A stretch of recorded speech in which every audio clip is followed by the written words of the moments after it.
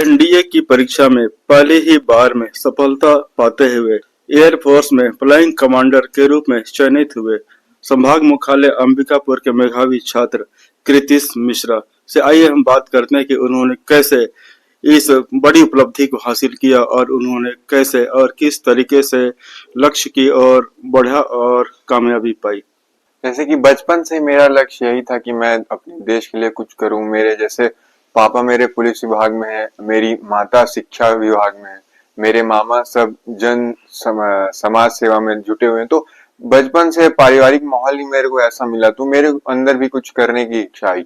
उसके बाद मेरा चयन सैनिक स्कूल में हो गया क्लास 6 से। तो एक ट्रैक सेट हो गया मेरे लिए कि मतलब मेरा मोटिव सेट हो गया कि अब मेरे को इसी फील्ड में जाना है। और उसी टीचरों सैनिक स्कूल में टीचरों के मार्गदर्शन से और खुद की कुछ मेहनत से फिर धीरे धीरे मैंने आगे बढ़ते गए। मेरे परीक्षा में क्या क्या है क्या क्या नहीं है मैंने उसके बारे में पढ़ा। उसके बाद 11वीं-12वीं कक्षा से मैंने अपनी तैयारी चालू कर दी। इसी दौरान मैंने तैयारी चालू की और फिर परीक्षा दिया और सफल हो गया।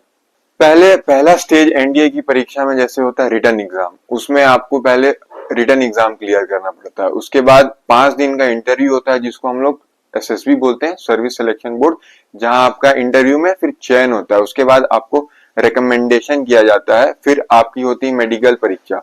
मेडिकल परीक्षाएं के बाद फिर मेरिट लिस्ट निकलती है। उसके बाद ही कंफर्म होता है कि आगे वाले जो कैंडिडेट सिलेक्टेड कैंडिडेट्स हैं वो एनडीए में जाएंगे या नहीं आएंगे।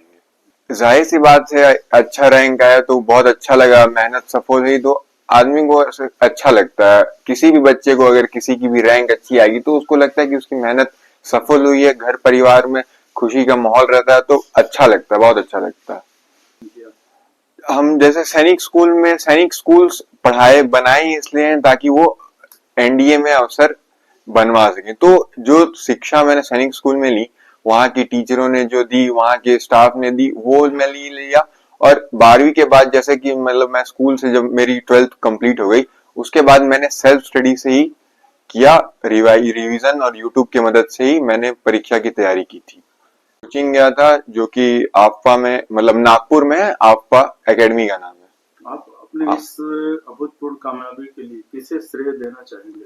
मैं इस कामयाबी के लिए सबसे पहले तो अपने माता पिता, अपने गुरुओं एवं अपने दोस्तों को श्रेय देना चाहूंगा।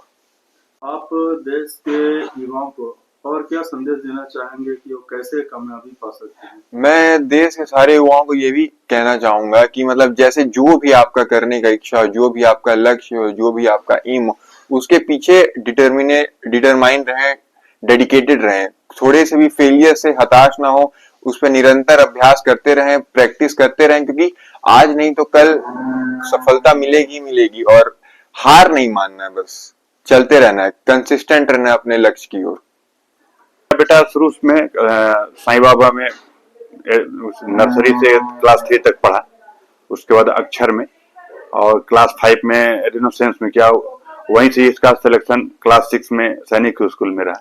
शुरू से ये पढ़ने में अच्छा रहा, खेल में इसका लेकिन विशेष रुचि रहता था, लेकिन अपना जो स्कूल का कार्य है उसे बहुत अच्छे से करता था और सब शुरू से ही अव्वल रहा है।